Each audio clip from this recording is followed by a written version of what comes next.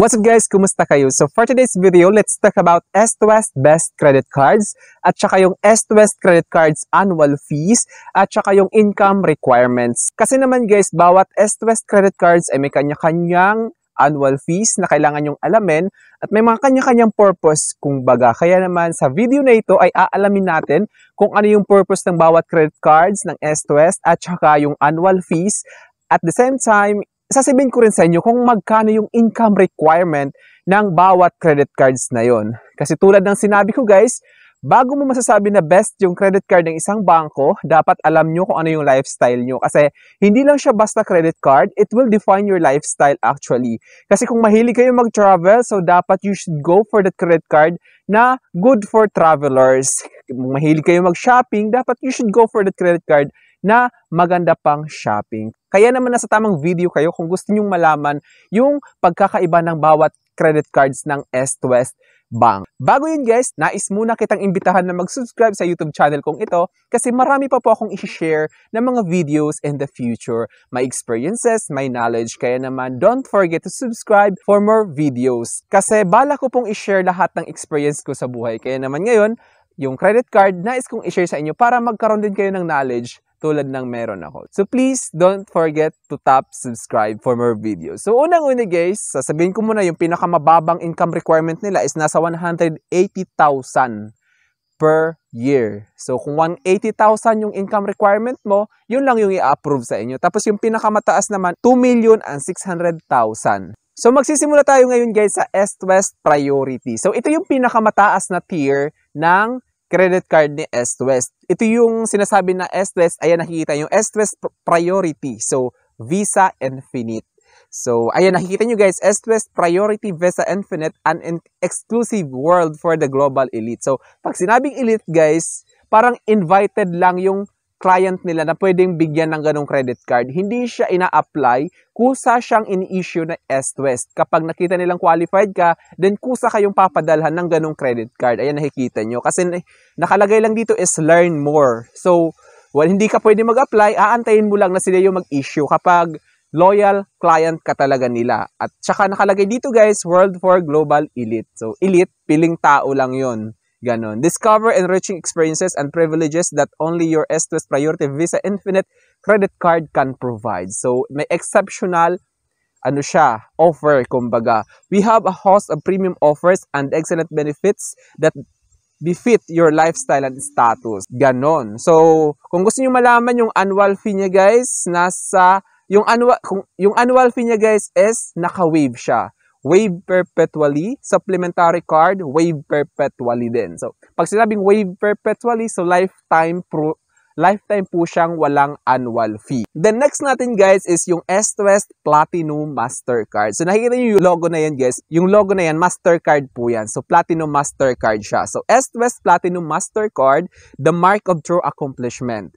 Enjoy free lifetime membership, Priority Pass membership, S2S Platinum Virtual Card, and comprehensive travel accident and inconvenience insurance of up to 20 million. So, travel insurance. So, kapag nagta-travel kayo guys, maganda to. Kasi pag ito yung ginamit nyo kapag nag-book kayo ng ticket nyo sa plane or any kung sa barko man yan, pag ito yung ginamit nyo, covered po kayo ng insurance. Kaya maganda to sa mga nagta-travel. So, yung annual fee naman niya guys is naka-waive din siya perpetually. So, yung supplementary card is naka-waive din siya. So, maganda siya guys. At least hindi nyo na naiisipin yung annual fee. So, yung annual fee guys is yung sinasabing annual fee guys is yung membership fee. Every year nyo siya binabayaran annual. So, once a year. So, naka-waive siya. Din nyo na kailangan problemahin yung annual fee niya. Then, in the next natin guys is yung S2S Visa Platinum. So, S2S Visa Platinum, treat yourself, earn up to 8.88 cash reward on your purchases anytime, anywhere. So, maganda naman ito siya guys kasi may mga rebates siya. So, pag sinabing rebates, kapag nag-gastos kayo, swipe nyo siya, may ibabalik na amount sa inyo. 8.88% siya guys. So, maganda siya. Pwede nyo siyang gawitin pang annual fee din. Kasi yung annual fee ng Visa Platinum is nasa 3,600 pesos per year. So medyo may kataasan siya. Automatically waive upon reaching 1.5 million accumulated spend for the past 12 months from the card anniversary date. So kapag nung na-approve kayo, tapos na-accumulate nyo yung 1.5 million, automatic siya mawi-waive. So, maganda rin naman waivable naman siya kapag na-reach nyo yung requirements na 1.5 million.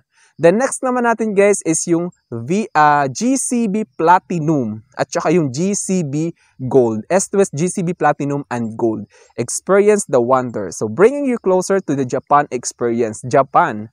When traveling, shopping, and dining here in Japan or anywhere you go. So, kapag lagi kayo nasa Japan, ganon, ito yung maganda sa inyo, yung platinum ng GCB at saka yung gold. Yung annual fee naman is nasa 2,500. Tapos, free on the first year siya, guys. So, ibig sabihin, on the 13th month na siya mag-charge ng annual fee. Ganon. Tapos, dadapo naman tayo ngayon sa S2S Everyday Titanium Mastercard. Your all-in-one cash rebate card. Get up to 5% rebate on your supermarket, gas, and drugstore purchases. So, ito yung Everyday Titanium Mastercard ni S2S. Tapos, yung annual fee niya guys is 2,800. At saka sa supplementary is 1,400 siya guys. Then ngayon, in-next naman natin guys is yung S2S Dolce Vita Titanium. So, maganda yung kulay niya guys, actually parang pink, o diba ang cute. S2S Dolce Vita Titanium Mastercard, live the sweet life, o diba? S2S Dolce Vita Titanium Mastercard, make sure you live the sweet life with its exclusive shopping and pampering perks. So, yun, maganda rin siya guys. Then yung annual fee niya guys is nasa 2,000 pesos lang. Tapos yung supplementary card is 1,000 pesos. Then, in-next natin guys, yung S2S Mastercard Gold at saka yung S2S Visa Gold. It's all about experiencing life's privileges. Choose your own reward. Redeem limitless rewards vouchers which you can use to purchase merchandise or exchange for gift certificate at partner establishment. So, yung points nyo guys is convertible into gift certificates sa lahat ng partner establishments nila. Yung annual fee niya guys is 2,500.